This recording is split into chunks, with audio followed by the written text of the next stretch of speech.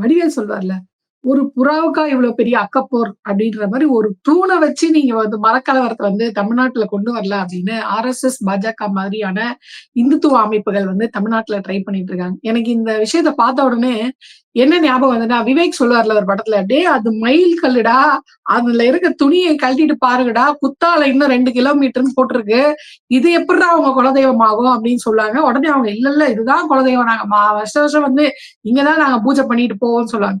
So அந்த மாரி ஒரு கல்ல வச்சு தமிழ்நாட்டுல வந்து நாங்க வந்து ஒரு மதக்கலவரத்த கொண்டு வருவோம் அப்படின்ற முயற்சிய வந்து இந்துத்துவ அமைப்புகள் பண்ணாங்க. அதாவது தமிழக முதல்வர் ஸ்டாலின் அவர்கள் வந்து சரியான நடவடிக்கை மூலியமா தடுத்து நிறுத்திட்டாரு. ஒரு பெரிய கலவரத்தமே வந்து இங்க வந்து தடுத்து நிறுத்தப்பட்டிருக்கு அப்படின்னு தான் சொல்லணும். இந்த கலவரம் ஒரு புறம் இருந்தாலும் ஒரு நீதிபதி அவர்கள் ஒரு மதவாதி மாதிரி செயல்பட்டு இருக்கிறது சரியா அப்படின்ற கேள்விதான் இன்னைக்கு ரொம்ப பரபரப்பா பேசப்பட்டிருக்கு. ஒரு ஓப்பன் த்ரெட் அவர் பண்றதுதான் வந்து நம்மளுக்கு எல்லாம் அதிர்ச்சியா இருக்கு. இது வந்து நம்ம இதுக்கு முன்னாடி பாஜகவுடைய அமைச்சர்கள் செய்யறதை பார்த்திருக்கோம். குறிப்பா கல்வித்துறை அமைச்சர் என்ன சொன்னார்னா, நீங்க வந்து புதிய கல்விக் கொள்கையை ஏத்துக்கோங்க. இல்லைன்னா நாங்க வந்து அந்த நிதியை வந்து தரமாட்டோம் அப்படின்னு வட்டி கடைக்கார மாதிரி பேசுறாரு. அந்த மாதிரி இவர் இப்ப பேச 6 மணிக்கு அந்த தூண்ல வந்து நீங்க விளக்கு ஏத்துறீங்களா? தீபம் ஏத்துறீங்களா? இல்ல 6:05க்கு நான் இங்க வந்து நீதிமன்ற அவமதிப்பு வழக்கு போடட்டுமா? அப்படின்றது ஒரு அதிர்ச்சியா இருக்கு. அது மட்டும் இல்லாம சம்பந்தமே இல்லாம சிஐஎஸ்எஃப் வந்து பாதுகாப்புக்கு அனுப்புறாரு. இப்ப அவர் சிஐஎஸ்எஃப் பாதுகாப்புக்கு அனுப்புறது அப்படின்றது காவல்துறை எங்கேயாவது சொன்னாங்களா? இது நீதிமன்றமே இன்னைக்கு கேட்டிருக்கு. அதாவது காவல்துறை எங்கேயாவது நாங்க பாதுகாப்பு கொடுக்க மாட்டோம்னு சொன்னோமா? சொல்லாத பட்சத்துல நீங்க சிஐஎஸ்எஃப் எப்படி அனுப்பலாம்? ஆக்சுவலா சிஐஎஸ்எஃப் உடைய வேலை என்ன? நீதிமன்றத்துக்கு பாதுகாப்பு கொடுக்கறது அவங்களோட வேலை. அவங்கள கொண்டு வந்து தீபம் ஏத்துறதுக்கு பாதுகாப்புக்கா போக அப்படின்னு சொல்றது எப்படி ஒரு சரியான நடவடிக்கையா இருக்க முடியும்? இப்ப உதாரணத்துக்கு ஒரு விமான நிலையமோ, இல்ல ஐஐடி மாதிரியான உயர்கல்வி நிறுவனங்கள்ல ஏதாவது ஒரு பிரச்சனை அப்படின்னா, அங்க வந்து இது பண்றதுதான் அவங்களுடைய வேலை. அப்படி இருக்கிறவங்கள நீங்க அவங்களுடைய அந்த வேலையை மீறி அவங்க இந்த மாதிரியான வேலைக்கு வரும்போது ஆட்டோமேட்டிக்கா தமிழ்நாடுடைய சட்ட ஒழுங்கு இருக்கு பாத்தீங்களா? இதுக்காக பதில் சொல்ல வேண்டிய இடத்துக்கு அவங்க வந்துடுறாங்க. சோ அப்படிப்பட்டவங்களை நீங்க எப்படி அனுப்புவீங்க? சோ அப்படி இருக்கும்போது சிஐஎஸ்எஃப் நீதிபதி ஜி.ஆர். சுவாமிநாதன் அவர்கள் எப்படி அனுப்புனாரு? இந்த அதிகாரம் அவருக்கு எப்படி வந்தது? அப்படின்ற கேள்வி வந்து தமிழ்நாடு அரசு வந்து முன் வச்சிருக்காங்க. அதாவது இந்த திருப்பரங்குன்ற தீபம் தூண் மீது கார்த்திகை தீபம் ஏற்றும் உத்தரவிற்கு எதிரான தமிழ்நாடு அரசுடைய மேல்முறையீடு இருக்கு பாத்தீங்களா? இந்த மேல்முறையீடுல சில கேள்விகளை அவங்க வச்சிருக்காங்க. இப்ப அதை விட சர்ச்சைக்குரியமான விஷயம் என்ன அப்படின்னு பாத்தீங்கன்னா, அதாவது ஜி.ஆர். சுவாமிநாதன் அவர்கள் வந்து நீதிபதியா இருக்கிறதுக்கே தகுதியற்றவர். அவர் வந்து நீதித்துறையை மீறி ஒரு நடவடிக்கை பண்றாரு. அது மட்டும் இல்லாம வழக்கத்துக்கு மாறான நடைமுறைக்கு அவர் வந்து ஆதரவு கொடுக்கிறாரு அப்படின்னு அறநிலைத்துறையும் வந்து நீதிமன்றத்துல வந்து சொல்லியிருக்காங்க. இது மட்டும் இல்லாம 100 வருஷமா பழக்கத்திலே இல்லாத ஒரு பயன்பாட்டை இவர் எப்படி ஆதரிக்கிறாரு? இத வந்து நடைமுறை கொண்டு வரனால, அதாவது இந்த தீர்ப்பு இவர் இப்படி கொடுக்கறதுனால அங்க என்ன நடந்துச்சு பாத்தீங்களா? எவ்வளவு பெரிய கலவரம் வருது பாத்தீங்களா? சோ இப்படி ஒரு சூழல் ஏற்படும் தெரிந்தும், அதாவது தமிழ்நாட்டுல சட்டம் ஒழுங்கு பாதிப்பு வரும் தெரிந்தும் இவர் ஏன் இப்படியான தீர்ப்பு கொடுக்கிறாரு? அப்ப இவர் யாருக்காக வேலை செய்யறாரு? இவர் பின்னணியில இருந்து இவர் இயக்குறது யாரு? அப்ப இவர் நீதிபதியா இருக்கிறதுக்கான தகுதியே இல்ல. உடனடியா அவரை வந்து நீதிபதி பொறுப்புல இருந்து அவரை வந்து நீக்கி ஆகணும் அப்படின்னு பல தரப்புல இருந்து அவருக்கு கண்டனங்கள் வந்திருக்கு. குறிப்பா திருமாவளவன் அவர்கள் வந்து என்ன எச்சரிக்கை கொடுத்திருக்காங்க அப்படின்னு பாத்தீங்கன்னா, சிஐஎஸ்எஃப் வந்து அனுப்புறது அப்படின்றது அப்பட்டமான அதிகார மீறல். அது மட்டும் இல்லாம அரசியலமைப்பு சட்டத்துக்கே எதிரானது. இது மட்டும் இல்லாம வழிபாட்டு தலங்கள் இருக்கு பாத்தீங்களா? இதுக்குன்னு இருக்க சட்டம் 1991 இருக்கு பாத்தீங்களா? இந்த சட்டத்துக்கே எதிராக அவர் வந்து செயல்பட்டு இருக்காரு. சோ இது மட்டும் இல்லாம இவர் வந்து தமிழ்நாட்டுல தேவையற்ற பதட்டம், மாநிலத்துடைய சட்டம் ஒழுங்கு சீர்குலைக்கும் விதமாக இவர் வந்து நடந்துட்டு இருக்காரு. இது மட்டும் இல்ல, இது மாதிரி பல பிரச்சனைகள் வந்து இவரால தமிழ்நாட்டுல ஏற்பட்டிருக்கு. சோ அதனால இந்தியா கூட்டணியில இருக்காங்க பாத்தீங்களா? இவங்க எல்லாருமே ஒன்னா சேர்ந்து இவரை இம்சிமெண்ட் நடவடிக்கை மூலமாக இவரை வந்து பதவி நீக்கம் செய்யணும். அதாவது பொது அமைதியை சீர்குலைக்கும் விதமாக இவர் கொடுத்த இந்த தீர்ப்பாக இருக்கட்டும், அவரோட பதவியை தவறாக பயன்படுத்துறதுக்காக இருக்கட்டும், இவரை வந்து இன்சிபென்ட் நடவடிக்கை மூலமா அவருடைய பதவியில இருந்து அவரை ராஜினாமா பண்ணணும்ன்ற கருத்தோட அவர் இன்னொரு கருத்தையும் என்ன சொல்லி வச்சிருக்காருன்னா, இந்த திருப்பரங்குன்றம் விஷயம் இருக்கு பாத்தீங்களா? இதுல அந்த ஊர் மக்கள் தான் இந்த பிரச்சனை இறங்கியிருக்காங்களா? இல்ல கோயில் நிர்வாகம் வந்து பிரச்சனை பண்ணிச்சா? இல்ல இனிமே நாங்க வந்து அந்த பிள்ளையார் மண்டபம் இருக்கு பாத்தீங்களா, அங்க நாங்க ஏத்த மாட்டோம். அந்த கல் தூண்ல தான் போய் நாங்க ஏத்துவோம். அதுவும் தர்காக்கு இத்தனை தூரத்துல இருக்கக்கூடிய அதுலதான் ஏத்தோன்னு கோயில் இருக்கான்னு சொல்ல, பக்தர்கள் சொல்லல, பொதுமக்கள் சொல்லல. இப்படி எதுக்குமே சம்பந்தம் இல்லாம ஒரு இந்து அறநிலையத்தை வெளியூர்கள்ல இருந்து ஆளை கூட்டிட்டு வந்து இங்க இவ்வளவு பெரிய கலவரத்தை ஒரு பதற்றத்தை நேத்து வந்து உண்டு பண்ணியிருக்காங்க. சோ அவங்க மேல UAPA வாரியான சட்டங்களை பயன்படுத்தி அவங்கள கைது செய்யணும். அப்பதான் அந்த மாதிரியான ஒரு மத கலவரத்தை தங்கி நீங்க பண்றதுக்கான முயற்சியில அடுத்த வாட்டி அவங்க ஈடுபட மாட்டாங்க.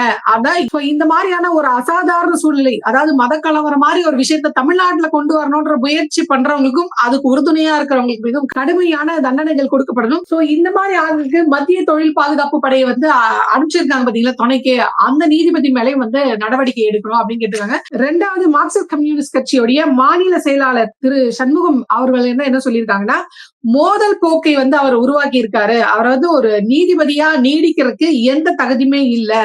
மாநிலத்தோட அமைதியை வந்து அவர் வந்து சீர்குலைக்க பார்த்திருக்காரு. ஒண்ணும் இல்ல, இப்ப காவல்துறை இங்க தமிழ்நாட்டுல இருக்கு.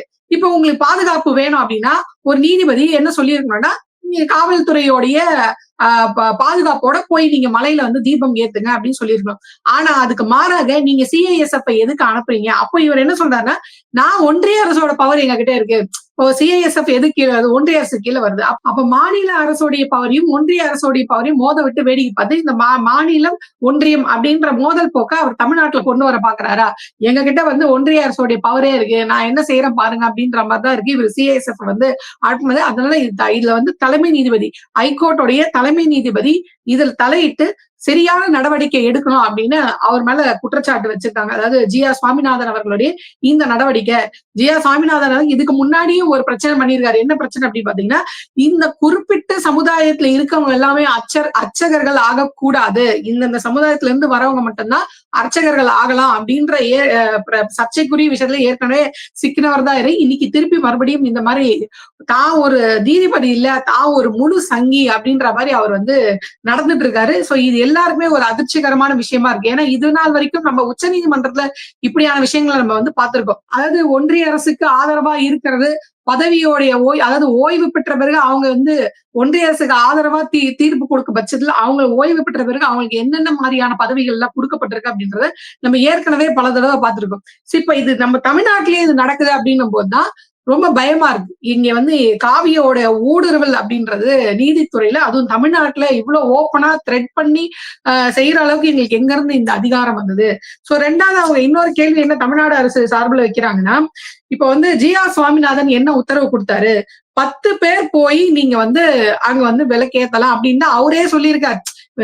இவர் கொடுத்துட்டாரு, நம்மளுக்கு வந்து அது இந்த தீர்ப்பை கொடுத்துட்டாருன்ற ஒரே காரணத்துக்காக நீங்க ஒரு பெரிய கும்பலையே கூட்டிட்டு போய், அதுவும் அங்க பாதுகாப்பு பணியில இருந்த போலீஸே அடிக்கிற தைரியம் இவங்களுக்கு எங்க இருந்து, காவல்துறையே தாக்குற தைரியம் இவங்களுக்கு எங்க இருந்து வருது?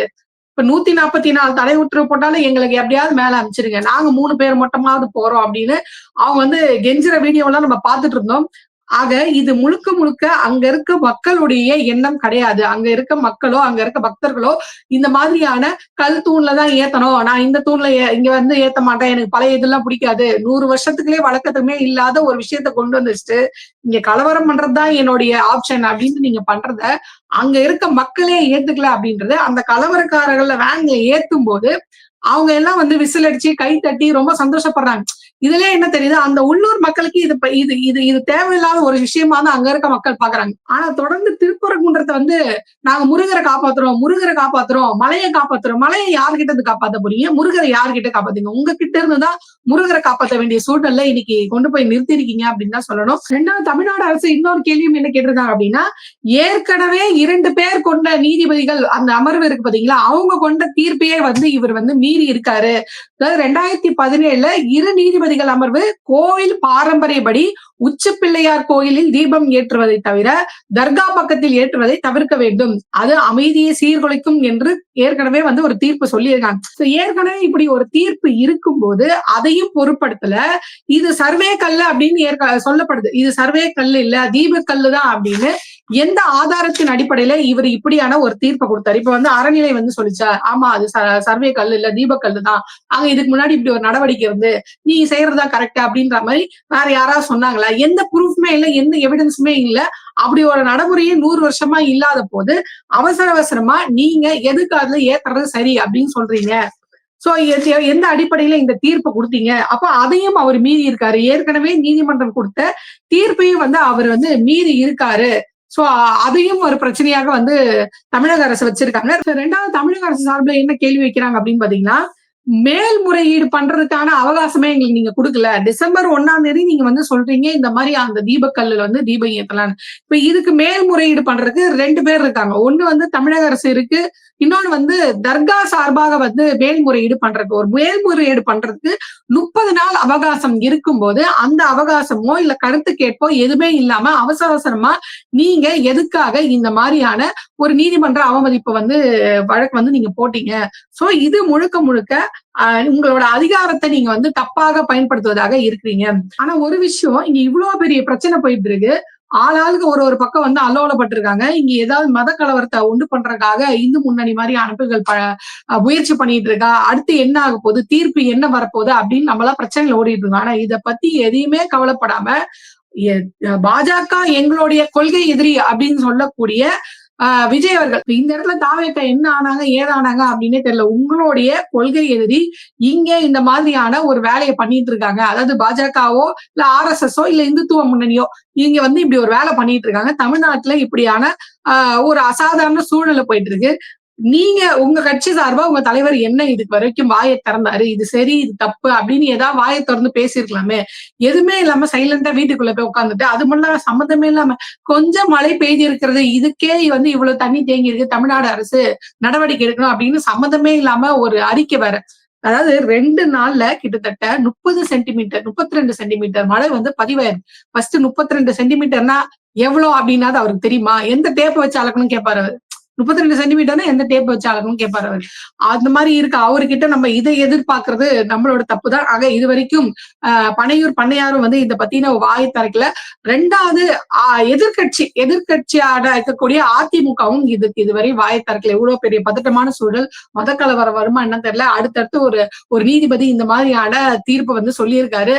அதே மாதிரி தமிழ்நாடு அரசு மேல்முறையீடு போயிருக்கு, அறநிலைத்துறை மேல்முறையீடு போயிருக்கு. அங்க வாதங்கள் போயிட்டு இருக்கு. ஒரு கருத்து எதிர்கட்சியாக திரு எடப்பாடி பழனிசாமி அவர்கள் எதிர்கட்சி தலைவரா இது வரைக்கும் வாய் திறக்கல. அது பெரிய விஷயம் கிடையாது. ஏன்னா இதே மதுரையில தான் அதே மேடையில அவங்க கட்சி ஆளுங்களே கழுவி ஊத்துனாங்க. அப்பயும் வாயை மூடிட்டு சைலண்டா அதே மேடையில இருந்தவங்க தானே அதிமுகவை சார்ந்தவர்கள். சோ அவங்க கிட்ட இருந்து இந்த எந்த எதிர்ப்பையும் நம்ம எதிர்பார்க்க முடியாது. இருந்தாலும் எதிர்கட்சி தலைவரா ஒரு மாநிலத்துடைய சட்டம் ஒழுங்கு பாதுகாப்பு கேள்விக்குறியாகும் விதமா ஒரு கும்பல் இங்க நடக்கும்போது இவங்க வாயை திறந்து இருக்கணும். ஆனா இந்த 2 தரப்புமே வாயை திறக்கல அப்படின்றதுதான் வருத்தத்துக்குரிய விஷயமா இருக்கு. சோ இன்னும் கொஞ்ச நேரத்துல இந்த தீர்ப்பு வெளியாக போகுது. இந்த தீர்ப்பு வெளியான பிறகுதான் நம்மளுக்கு தெரிய போகுது நீதித்துறை மீது இருக்கக்கூடிய கொஞ்ச நஞ்ச நம்பிக்கையும் காப்பாற்றப்படுமா, இல்லை இனி நீதி கேட்டு நம்ம கோர்ட்டுக்கே போறதே வேஸ்ட் அப்படின்ற மாதிரியான முடிவுக்கு நம்ம தள்ளிடுவாங்களா என்னன்னு தெரியல. அதாவது GR சுவாமிநாதன் அவர்களுடைய இந்த நடவடிக்கை அப்படின்றது கண்டிக்கிற விஷயம் மட்டும் கிடையாது, கண்டிச்சுட்டு கடந்து போற விஷயம் கிடையாது. இது ஒரு சிவியர் ஆக்ஷன் எடுக்க வேண்டிய ஒரு சிச்சுவேஷன். அப்படி இல்லைன்னா இத நாளைக்கு என்ன வேணாலும் பண்ணுவாங்க. இவங்க இந்த அதிகாரத்தை கையில வச்சுட்டு அவங்க என்ன வேணாலும் பண்றதுக்கான ஒரு மோசமான சூழ்நிலை இப்ப இருக்கு. இப்ப யாரோ ஒருத்தர் வந்திருக்காரு, இங்க நான் விளக்கேத்த போறேன், நீங்க தீர்ப்பு கொடுங்க, அவங்களுக்கு ஃபேவரா கொடுக்குறாரு. நாளைக்கே இன்னொருத்தர் வருவாரு, அங்க மசூதி இருக்கிறதுனால எங்களுக்கு பிரச்சனையா இருக்கு, அதனால அந்த மசூதியை நாங்க இடிச்சு எடுக்கணும், எங்களுக்கு இப்ப எங்களுடைய பண்பாடு பாதிக்குது அப்படின்னு சொல்லுவாங்க. அதுக்கும் இந்த மாதிரிதான் நீங்க தீர்ப்பு கொடுப்பீங்களா? இல்ல 10 பேர் 10 இடத்துல நாங்க ஏத்துறோம்வாங்க, அதுக்கு நீங்க இந்த மாதிரிதான் தீர்ப்பு கொடுப்பீங்களான்னு பல கேள்வி உள்ளது. அதாவது மத நல்லிணத்துக்கு சான்றாக இருந்த திருப்பரங்குன்ற மலையை வச்சு இவங்க ஒரு மத கலவரத்துக்கு பண்றதுக்காக ட்ரை பண்ணிட்டு இருக்காங்க. ஆனா இதெல்லாம் இவங்க டக்கு டக்குன்னு நடவடிக்கை எடுக்கிற இந்த நீதிமன்றமோ இந்த நீதிபதி அவர்களோ ஏன் ராஜா மாதிரியான ஆட்கள் மீது எந்த நடவடிக்கையும் எடுக்கல? ஏன்னா அவர் சொன்னார்ல, நீதிமன்றமாவது அது அப்படின்னு ரொம்ப மோசமான விமர்சனத்தை நீதிமன்றம் மேல வச்சார். அன்னைக்கெல்லாம் அவர் மேல எந்த நடவடிக்கையும் எடுக்கப்படல. இப்ப துக்ளக் குருமூர்த்தி அவர்கள் கூட சொன்னாங்க, அதாவது இந்த அரசியல்வாதிகளா பார்த்து நியமிக்கப்பட்டவர்கள் தான் இப்ப இருக்க நீதிபதிகள் அப்படின்னு சொன்னார். அவங்க மேல எந்த நடவடிக்கையும் எடுக்க மாட்டாங்க. ஆனா இங்க மதக்கலவரம் பண்ணணும் அப்படின்ற ஐடியாவோட இங்க சில கும்பல்கள் சுத்திட்டு இருக்கு. அவங்களுக்கு ஃபேவரியா இந்த மாதிரி ஒரு தீர்ப்பு வர்றது அப்படின்றது சாதாரண விஷயம் இல்ல. அதாவது முருகர் கோயில்ல வந்து பாரத் மாதா கி ஜெய் அப்படின்னு சொல்லும் போதே இது முருக பக்தர்களால் செய்யப்படுற ஒரு விஷயம் கிடையாது. திட்டமிட்டு இந்த மாதிரி இந்து முன்னணி மாதிரி ஆட்கள் வச்சு பின்னாடி இருந்து யார் இயக்குறாங்க அப்படின்றது நம்மளுக்கு நல்லாவே புரியுது. இப்ப அங்க வந்து ஜெய் ஸ்ரீராம் சொல்ற மாதிரி இங்க வந்து நீங்க முருகரை வச்சு இங்க ஒரு பெரிய மத கலவரத்தை தமிழ்நாட்டுல பண்ணலாம் நீங்க நினைக்கிறீங்க. ஆனா அதுக்கான வாய்ப்பை வந்து தமிழ்நாடு மக்களும் கொடுக்க மாட்டாங்க. தமிழ்நாடு அரசும் உங்களுக்கு அந்த வாய்ப்பை கொடுக்காது. சோ கார்த்திகை தீபத்தை கலவர தீபமா மாத்துறதுக்கான முயற்சியில இந்த மாதிரியான சக்திகள், மதவாத சக்திகள் வந்து முயற்சி பண்ணிட்டு இருக்கு. அதை வந்து முறியடிக்க வேண்டியது தமிழ்நாடு அரசோட மக்களான நம்மளுடைய கடமையும் தான். இதை பிரிச்சு பார்க்கணும். இந்துக்களே ஒன்று சேருங்கள் அப்படின்னு சொல்லுவாங்க. ஆனா அவங்க எந்த இந்துக்களை குறிப்பிடுறாங்க அப்படின்றது இங்க இருக்க இந்துக்களுக்கு ரொம்ப தெளிவாகவே தெரியும். அதனாலதான் அந்த அந்த கலவரத்துல ஈடுபட்டவங்கள வேன்ல ஏத்தும் போது அங்க இருக்கவங்க எல்லாம் விசில் அடிச்சு கை தட்டி சந்தோஷப்படும் போதே தெரியுது அங்க இருக்க மக்களுக்கு இதுல சுத்தமான உடன்பாடு இல்ல. வேணும்னே திட்டமிட்டே இவங்க இந்த பண்ற இந்த சதி அதுக்கு உடந்தையாக இருக்கக்கூடிய இந்த மாதிரியான நீதிபதிகள் மீது கடுமையான நடவடிக்கைகள் எடுக்கப்படணும் அப்படின்றதுதான் நம்மளுடைய கருத்தாகவும் இருக்கு. பொறுத்திருந்து பார்ப்போம். உயர் நீதிமன்றத்துடைய தலைமை நீதிபதி இதற்கு எந்த மாதிரியான ஒரு நடவடிக்கை எடுக்கிறாரு, ஜி.ஆர். சுவாமிநாதன் அவர்கள் மீது எந்த மாதிரியான நடவடிக்கை எடுக்கப்படுது. அதாவது அமைதியா இருக்கக்கூடிய, மத நல்லிணக்கத்தோட இருக்கக்கூடிய இந்த மாநிலத்துல, தமிழ்நாடு மாதிரியான மாநிலத்துல ஒரு சட்ட ஒழுங்கு பிரச்சனை வரணும், ஒரு கலவரம் வரணும். ஏன்னா நான் இந்த சித்தாந்தத்தை சார்ந்து செயல்படுறேன். அதனால அதுக்கேத்த மாதிரிதான் நான் வந்து தீர்ப்பு சொல்லுவேன் அப்படின்றது சாதாரண விஷயம் கிடையாது.